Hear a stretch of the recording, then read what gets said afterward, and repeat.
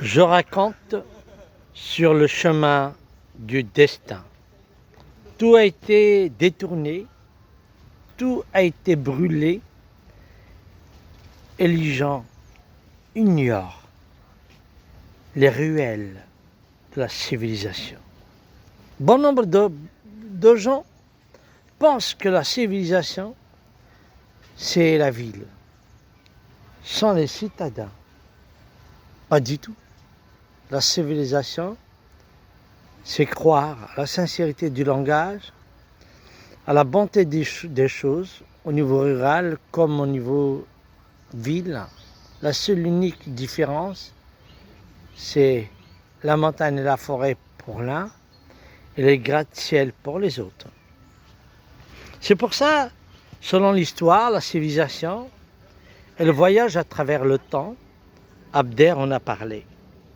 Le cœur sacré, Dihya, règne au cœur droit, livré des combats sans fin, de la clairière des orangers aux montagnes berbères, des vergers d'oliviers aux versants enneigés du langage rebelle qu'elle a défendu au gré de son destin.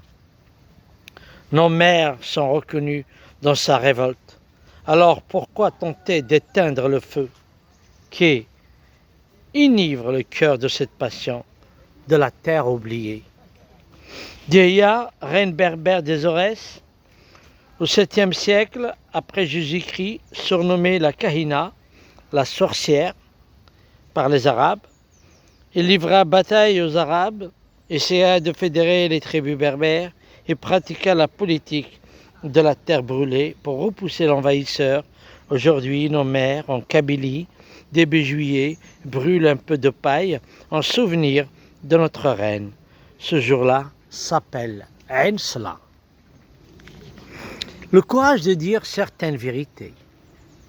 Si dans le ciel les astres ne s'occupent plus du hasard, l'énergie vitale qui sur la mer dévoile son intime secret, me tourmente matin et soir, me démunit de toute force, trahi par le feu de la bougie, l'ombre ne reflète que la réalité.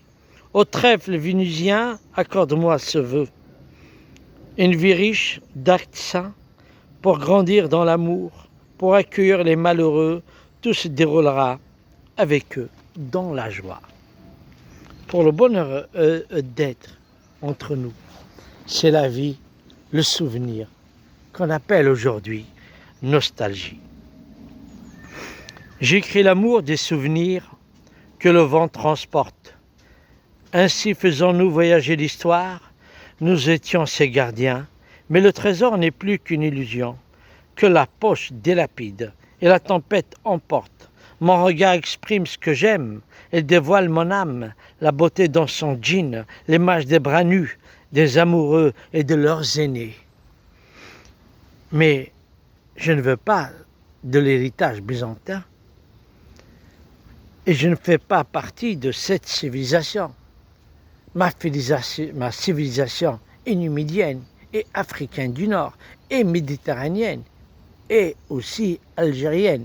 Dans son esprit, s'il est rattaché effectivement à la civilisation berbère, amazigh et kabyle.